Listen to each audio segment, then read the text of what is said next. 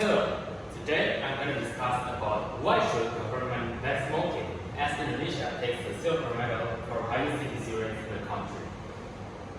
Globally. Okay, so first thing first, to start off, most of this information in this website, the content, I take it from a statista.com. The statista.com. It's basically a website that shows me a graph so I could make a conclusion. And by that conclusion, I put the information inside. So most of them come from that website. Secondly, to start off, why would I like to discuss this topic?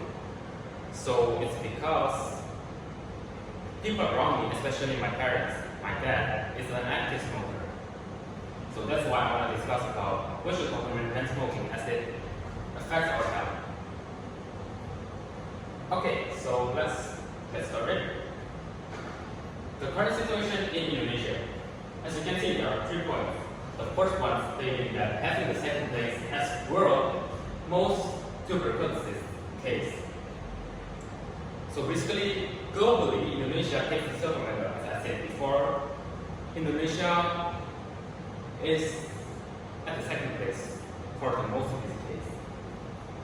And it's estimated that 354 people suffered from TBC among 100,000 people. Okay? So to sum that up, what you think, Indonesia right now, I'd say it got around 300 million of population. So if there are 354 people suffering from TBC among 100,000, for 300 million, it probably has around, I'd say, 354,000, and that's around 10%, I think. No, I mean, 5 or so.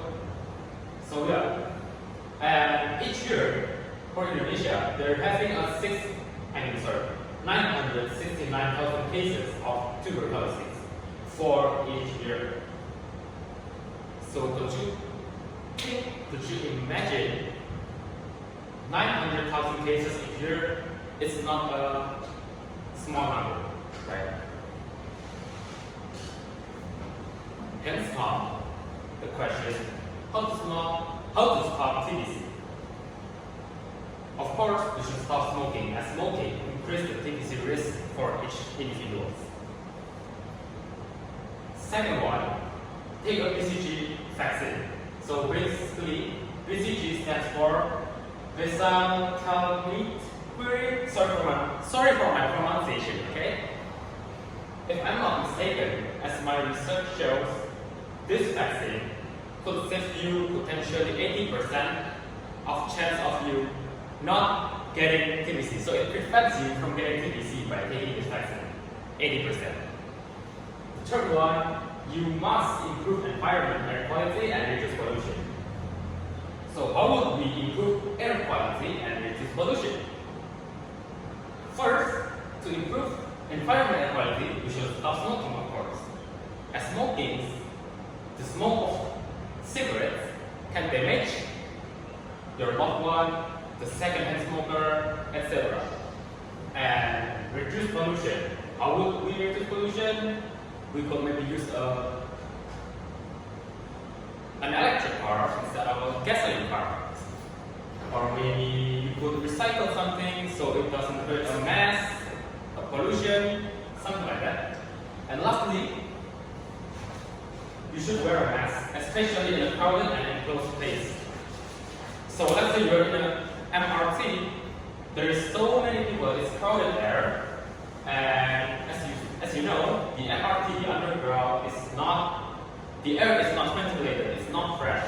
So it probably contains a lot of bacteria, as TBC comes from a bacteria called something, let's say, the tuberculosis bacteria lives in the bad air quality.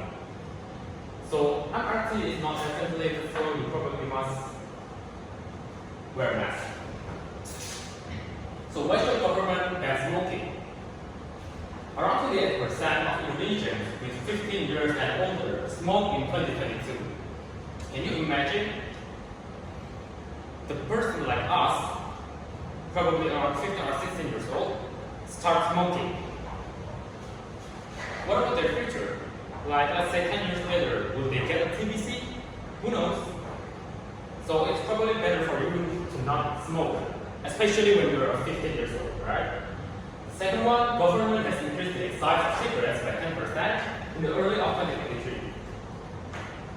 So instead of just saving you from TBC, other disease, illness, something like that, you could also save your money since government has increased the excise of cigarettes by 10%. You know, 10% is not a little number. It's not a small number. When you sum up, let's say a pack of cigarettes costs you $1. When you buy 100 packs, it could save you around $10. Am I right? Yeah, I'm right.